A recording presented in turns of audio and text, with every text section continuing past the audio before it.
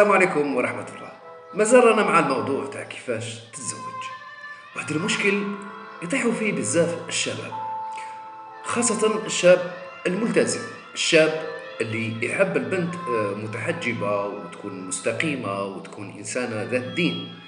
المشكل تاعه أنه يحب بنت وهذه البنت تكون ماشي متحجبة، خاطيها قاع الدين، بنت عادية يعني كيما هادو داو كاينين دركا، خمار منا كدا، يمكن تصلي يمكن ما تصليش، ويجي هو يبغي يفرض عليها الحجاب، ولكن يروح يخطبها عند باباها، يقول له من الشروط تاعي الحجاب، من الشروط تاعي تقعد في الدار، وباباها باغيها تخدم، ميم طون هي قاعدة تراوغ فيه غير باه يخليها يخدم. هذا مشكل كبير، وهو هذا في حد ذاته مشكل يبان من بعد الزواج. يعني من بعد الزواج البنت تبقى تتحايل، تقول له نقعد في الدار منا بعد تبقى تضموندي باه تخدم، ولا تقبل يعني تبدا تخدم وهو في قلبه من الداخل ماشي حاب. مشكل كبير هذا، مشكل راهم يطيحوا فيه كاع الشباب.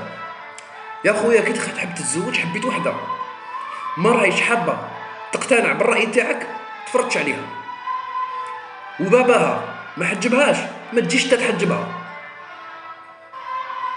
وباباها حبها تخدم ما تجيش تقعدها في الدار.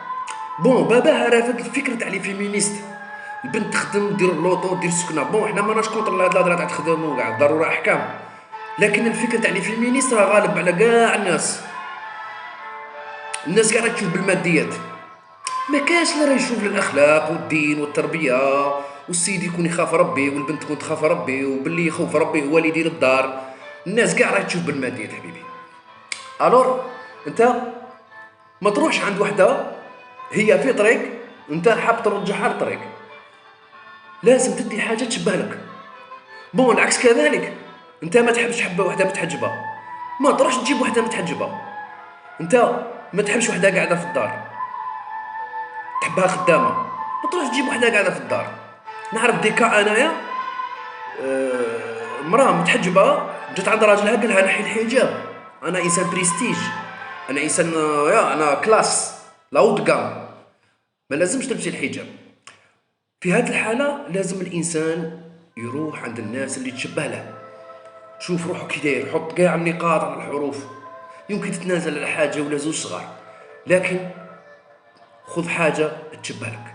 هذه نصيحة مني لكم، تحياتي ومازال نواصلوا إن شاء الله. سلام.